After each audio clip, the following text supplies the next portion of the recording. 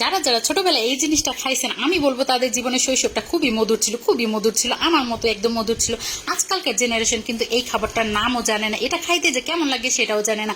আগেকার দিনের কথা মনে পড়লে এখনো মনে পড়ে যে গ্রামের আশেপাশে পাড়া মহল্লায় বাড়ির আশেপাশে প্রতিদিন দুই একজন ভাঙ্গারিয়ালারা নিয়ে আসতো এগুলা, আর বলতে এই কটকুটি নিবেন কটকুটি নিবেন। তো মানুষজন কি করতো, ভাঙাচুরা বা বোতল, খালি বোতল এগুলা নিয়ে কিন্তু এই কটকুটি কিনতে চলে যায়। তো আবার অনেক সময় যাদের কাছে ভাঙাচুরা না থাকতো তারা কিন্তু টাকা দিয়েও এই জিনিসটা কিনতে পারতো। মানে প্রতিদিন মানুষের এইটা খাওয়া চাই চাই এরকম একটা বিষয় ছিল। কিন্তু আজকালকার ছেলেপেলেরা কিন্তু এটা আর দেখতে পারে না। তো ভাবলাম এটা আজকে আমার ছেলেপেলেদের সাথে পরিচয় করাই দিই। তো যেই ভাবা সেই কাজ। তো আরেকটা কথা হলো, যারা যারা এই জিনিসটার সাথে পরিচিত, মানে জীবনে এটা কখনো খেয়েছেন, তারা কিন্তু অবশ্যই কমেন্ট করে জানাবেন। তা আমিও বুঝবো যে তাদের শৈশবটা কিন্তু আমার মতো এরকম মধুর ছিল। যাই হোক, সেই জন্য কিন্তু আমি একটা পাত্রের মধ্যে প্রথমে 2টা কাগজ দিয়ে আর বেশি পরিমাণ একটু তেল দিয়ে সুন্দর মতো মাখাজাকা করে রেখে দিয়েছি। অবশ্যই ওখানে একটু বেশি পরিমাণে তেল দিতে হবে, অল্প পরিমাণে তেল দিলে কিন্তু কাগজটা উঠতে চাইবে না। তবে আপনাদের কাছে বাটার পেপার থাকলে অবশ্যই আপনারা বাটার পেপার ইউজ করবেন। এখানে আমার একটা ভুল ছিল, সেটা আমি পরবর্তীতে কিন্তু আপনাদের অবশ্যই জানাই দিব।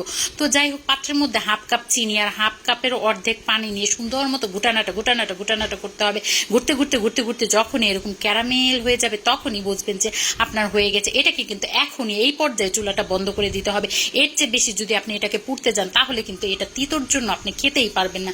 তো আমি কিন্তু অনেক আগেই চুলাটা অফ করে দিয়েছি, মানে যখনই ক্যারামেলটা লাল হওয়া শুরু করেছে তখনই চুলাটা বন্ধ করে দিয়ে এটাকে এখনই প্রায় 30 থেকে 40 সেকেন্ড কিন্তু আমি এটাকে রেস্টে রেখে দিয়েছিলাম।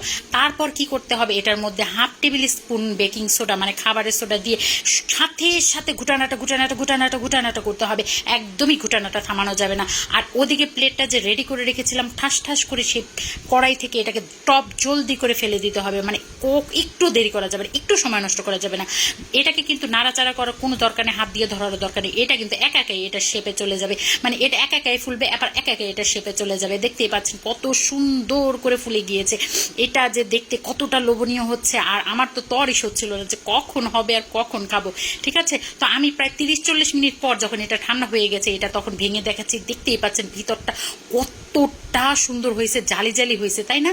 এটা কিন্তু খাইতে সেই রকম মজা। তো আগেকার দিনে মানুষ যারা এটা খাইছে তারা এটার একমাত্র স্বাদ বলতে পারবে। এখনকার মানুষেরা কিন্তু এটা বুঝতেও পারবে না, খেতেও পারবে না যে এটা খাইতে কেমন লাগে। তো যারা যারা এটা বানাইতে পারেন তারা অবশ্যই বানাইয়া আজকালকার ছেলেপেলেদের সাথে পরিচয় করাই দিবেন।